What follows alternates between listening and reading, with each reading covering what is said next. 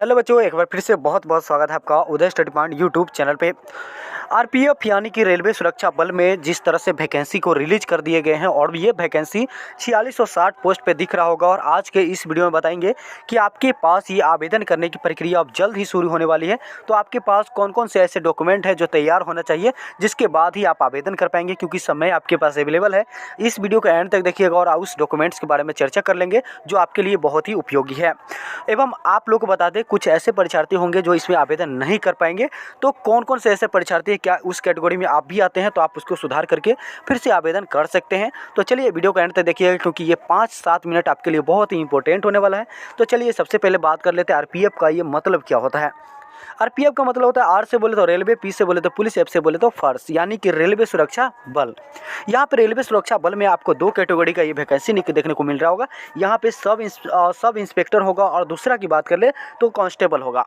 आपको sub inspector और constable में क्या फ़र्क है ये समझ जाइए। देखिए, सब इंस्पेक्टर और कांस्टेबल में ये फ़र्क है कि कांस्टेबल आपको चलते फिरते हमेशा नज़र आते हैं, लेकिन इंस्पेक्टर होते हैं उनके नीचे 2, 4, 10 कांस्टेबल जो है काम करते नज़र आते हैं। तो आपके ऊपर है आप किसमें फॉर्म भरना चाहते हैं, क्योंकि एक को आपको चुनना ही पड़ेगा। चलिए यहाँ पे बात कर लेते हैं। कुल पद जो है 4660 है, उसमें से किस पद के लिए कितनी वैकेंसियाँ है। अगर आप मेल और फीमेल दोनों को मिलाकर देखें तो 4208 यानी कि 4208 जो है कांस्टेबल के लिए वैकेंसी है।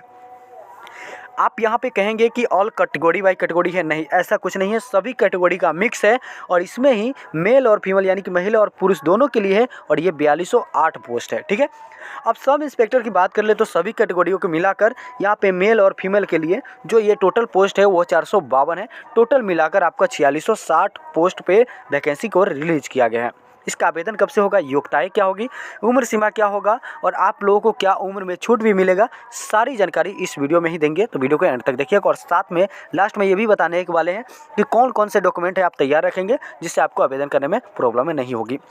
चलिए वीडियो को स्टार्ट कर देते हैं और आगे की तरफ बढ़ते हैं। तो चैनल पर नए हैं तो चैनल को सब्सक्राइब करते रहिएगा, क्योंकि आप लोगों के लिए सबसे पहले वीडियो प्रोवाइड करने की जानकारी जो है आप लोगों के लिए हमेशा हम प्रोवाइड करते रहते हैं।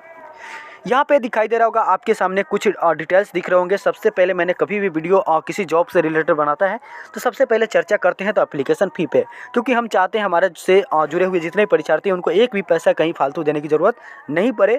और आप लोग जो है स्टूडेंट, आरपीएफ की बहुत ही जल्दी क्लास भी चालू होने वाला है, तो ऑनलाइन तहत आप लोग पढ़ सकते हैं फ्री ऑफ कॉस्ट, कोई भी चार्ज आप लोग को नहीं देना पड़ेगा।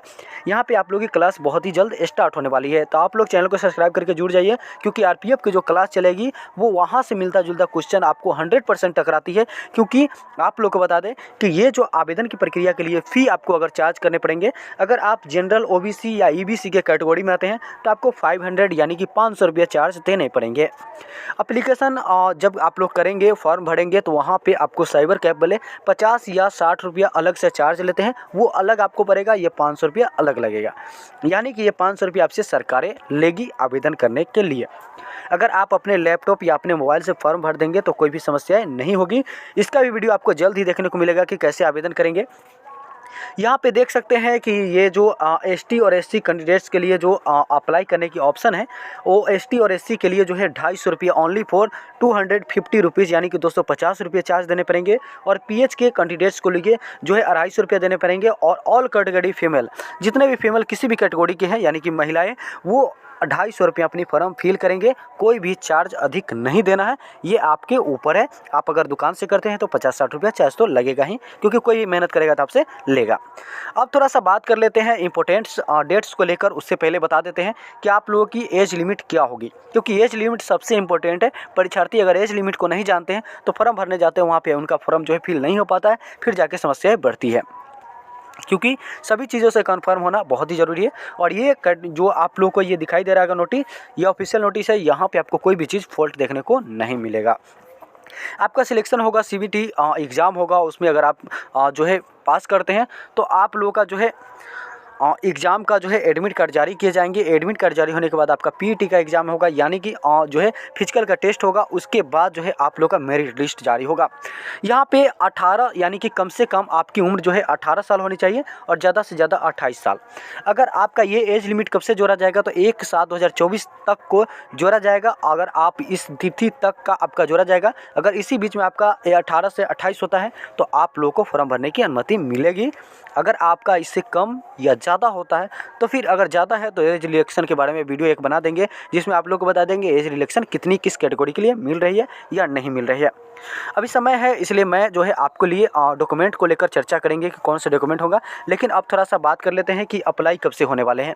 देखिए, ये ऑनलाइन आवेदन जो है आपका 15 अप्रैल से चालू होगा और लास्ट जो है डेट यहाँ पे रहेगा 15 मई, यानी कि एक मंथ का समय मिलेगा। उसी मंथ में आप लोग का आवेदन प्रक्रिया पूरी तरीके से कर लेना है और आपके पास समय है, इसलिए आप लोगों को कौन कौन से डॉक्यूमेंट तैयार रखना है उसके बारे में चर्चा कर लेते हैं। थोड़ा सा चर्चा कर लेते हैं शैक्षणिक योग्यता को लेकर। देखिए, यहाँ पे लिखा हुआ है अगर आप कांस्टेबल पद में फॉर्म भरना चाहते हैं तो candidates pass 10th high school exam for any requirement of India. अगर आप कांस्टेबल में फॉर्म भरना चाहते हैं तो आप 10वीं पास है किसी बोर्ड से, तो आप आवेदन कर सकते हैं, ये बताया जाएगा।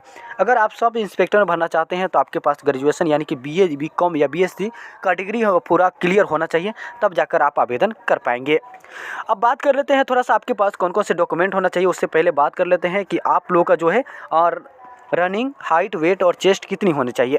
यहाँ पे आप लोगों को बता दें कि अगर आप मेल कैटेगरी में आते हैं UR यानी कि OBC अगर आप है तो आप लोग को जो है 165 मेल के लिए और फीमेल के लिए 157 सेंटीमीटर और जो है हाइट ही होना चाहिए।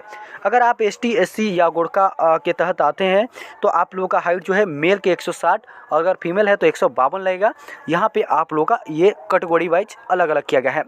रनिंग चेस्ट को लेकर भी चर्चा कर लेते हैं, लेकिन समय के अभाव होने के कारण आप लोगों की चर्चा थोड़ा सा शॉर्ट में कर देते हैं। देखिए, अगर आप मेल है, अगर आप कांस्टेबल में फॉर्म भरने हैं तो आप लोगों को जो है 5 मिनट 45 सेकेंड में जो है 1600 मीटर रनिंग करना है मेल के लिए। अगर फीमेल की बात कर लेते हैं तो उनको भी सेम तरीके से करना है, लेकिन 3 ही मिनट और 40 सेकंड मिलेगा और मात्र जो है 800 मीटर ही रनिंग करना है।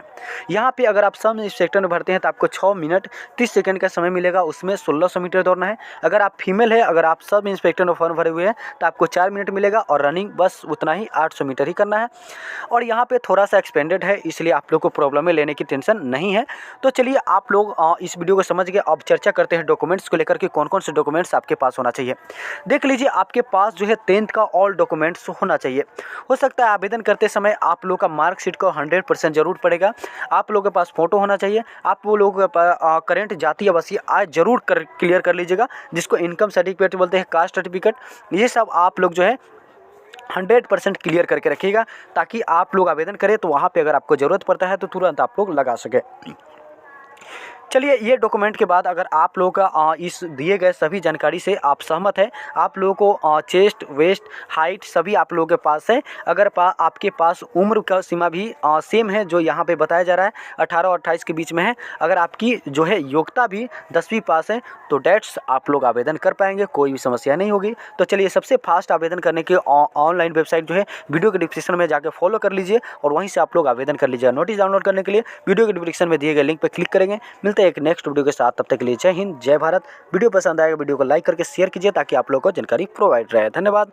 उदय स्टडी पॉइंट के हमेशा जुड़े रहने के लिए चैनल को सब्सक्राइब कर लीजिएगा।